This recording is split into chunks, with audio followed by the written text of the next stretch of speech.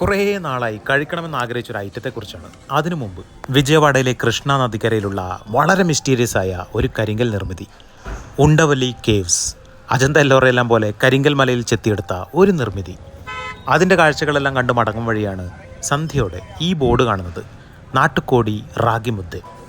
കർണാടക ഒറിജിനായ ഒരു ഐറ്റമാണെങ്കിലും ആന്ധ്രയിലും തെലങ്കാനയിലും തമിഴ്നാട്ടിലുമെല്ലാം ഇത് നല്ല പ്രചാരത്തിലുണ്ട്.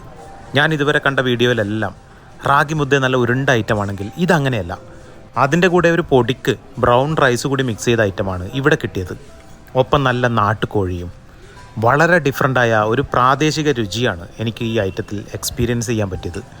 ഗുണ്ടൂരിൽ നിന്നാണ് ഇത് കഴിച്ചത്. അതുകൊണ്ട് തന്നെ അവരുടെ സ്വന്തം സ്പൈസ് മിക്സ് എന്തായാലും ഉണ്ടാകുമല്ലോ. കോഴിയെല്ലാം നല്ല സ്കിന്നോട് കൂടിയ നാടൻ കോഴി തന്നെയാണ്. അത് രണ്ടും കൂട്ടിയുള്ള കോമ്പിനേഷൻ ഒരു പ്രത്യേകതയുള്ളതാണെന്ന് പറഞ്ഞുകൊണ്ട് പുതിയ രുചികൾ തേടിയുള്ള യാത്ര തുടരുന്നു.